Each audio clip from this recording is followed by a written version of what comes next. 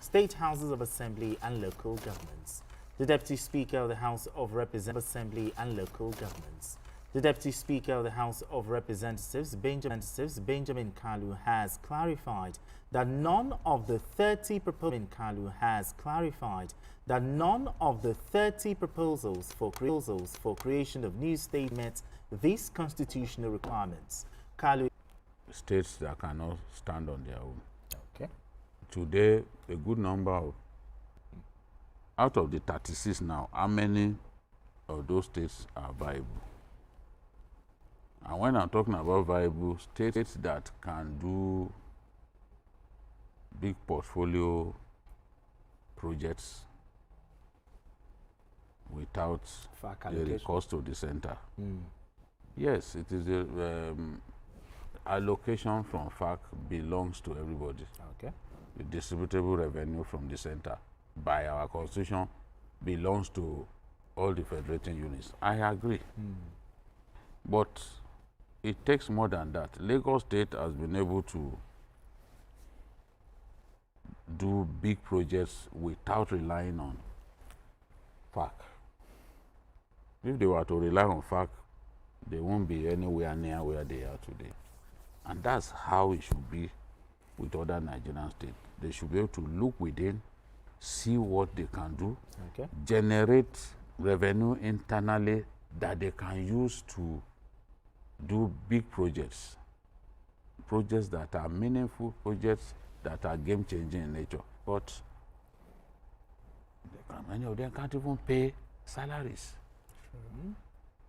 President Buhari had to bring out money. A state like Kogi got 50 billion. Bailout.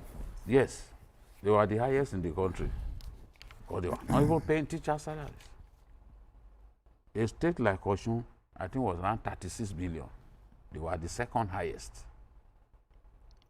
If Mr. President could not stand, President Buhari could not stand the fact that some states were owing salaries up to 7 months, and he felt he needed to do something. He came up with that. If the states were viable, would they be needing That kind of bailout fund? now we want to create 30 more? I mean, I've never seen something more ridiculous than this, honestly. 30 new states. In other words, the reason behind the intention is not genuine enough. No, I don't see any sense. It does not make sense. In creating 30 more states. I don't even see any sense in creating 5. But some have argued that, it brings governance to the people, closer to the people. What do you have to say to that? How close are some of the states that we have now, that were created at that time with that desire in mind? How close have they brought governance Closer to the people. to the grassroots?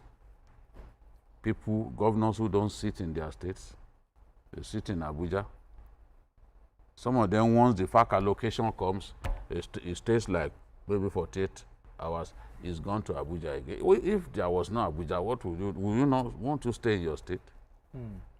I don't understand. Now even Abuja, they are trying to create a state out of Abuja, as tiny as Abuja is. You need to see some of the states that they are talking about. People think that we can solve the problem of the ethnic chauvinism, the imbalances, that we can address it by creating more states. No, we can't. Well, is it the timing or the intention is not just for me, we should first of all get something clear. Okay. The National Assembly has by constitutional right to create states. It's there in the Constitution. That means the owners of the Constitution envision a situation where there may be need for the creation of states. The unfortunate thing is that since independence, there has never been any state created by an act of parliament, except the military fiat. By military fiat, except in 1963 when Midwest was created. But then the states created by the military, they didn't even pass through constitutional processes. That means in terms of inclusiveness, engaging people, talking to them to know where they live, and that has caused a lot of problems, a lot of infighting all over the country. And in fact, the 1963 Midwest state that was created was to spite the action group, to spite Awolowo. They wanted to reduce the spheres of influence. Okay. So what we are seeing now is that people are talking about state creation for political interest. There are people who want to be senators, people who want to be governors, people who want to, for their own interest to create. So it's not about the benefits of the people, it's the benefit of the few. My own area, nobody has come to my community to come and tell me, okay, we want to create. What is your own opinion? So I think we should talk about constitutional reform, not about look. This is the constitution of the U.S. You see how small it is. So we don't need big, voluminous constitution. Look at how small. It has stood the test of times, over 200 years. We need a new constitution that will address fundamental problems, but not, not necessarily create a new state. Okay. I don't think that is what we need now. Okay. Yeah. All right. Let's move straight to our Zoom conversation. Joining us for more discussion on this issue is the Executive Director of the Center for Public Accountability, Olufemi Lawson. Thank you so much for joining us, Olufemi. Thank you for having me, Brian. Thank you. So let's begin this way. Let's find out from him if a state has been carved out of his state now. The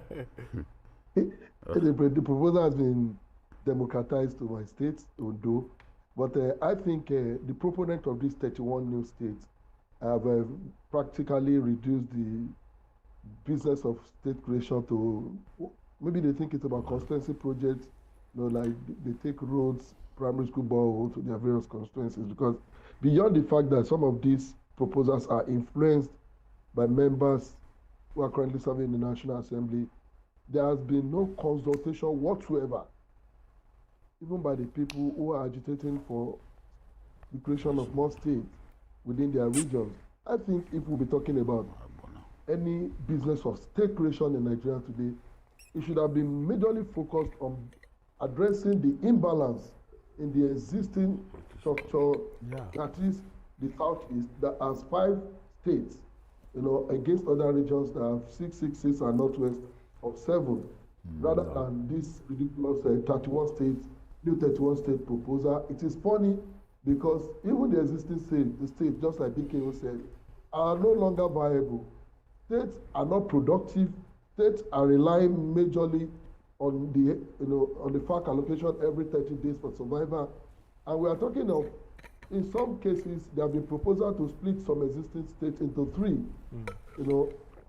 Because people just think, for political convenience, they can bring this as a constituency project as an achievement, to their states. It is ridiculous to be mad saying it that we are thinking that Nigeria can become a 77 states nation where it is struggling to survive as a nation.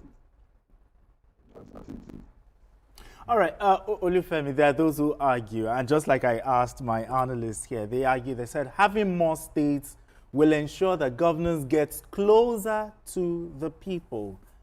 Is this argument valid enough? Because you're talking about creation of more states, efficient local government. Is this argument valid enough, or is just plain nonsense?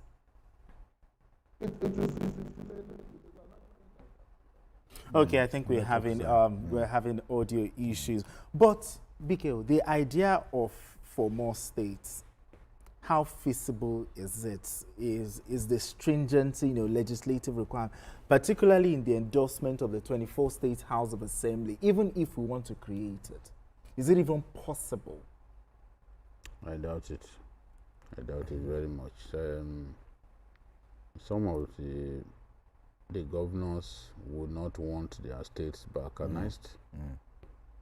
The way the proponents of these fresh states want. So those governors will frustrate the validation at the level of their state houses of assembly. Most governors have the House of Assembly in their states in their pockets.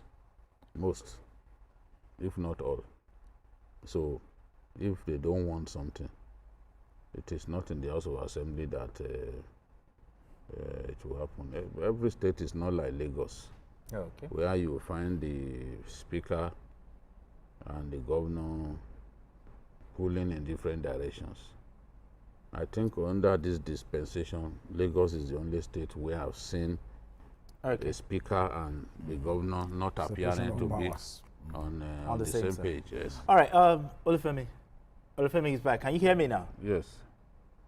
Yes, clearly. Okay, so before you went on that, I asked you, there are those who argue that having more states will ensure that governance gets closer to the people. Is this argument valid enough, or is it just pure nonsense? There's no logic behind that. If you're talking of getting governance closer to the people, then you should be talking about the local government system in Nigeria, which many states, as we have today, have crippled, have run almost into extinction because of the dominance of the state over the local government, all thanks to the recent judgment of the Supreme Court as championed by the administration of President Bola Tinubu, which is beginning to give life back to the local government system in Nigeria. Because if you look at the local government system, which is actually the level of government that is closest to the people, where development can directly impact on the people through governance, it has become virtually non-existent at some point. So as we speak, there are states that have made attempt to create more local government to expand an impact of government.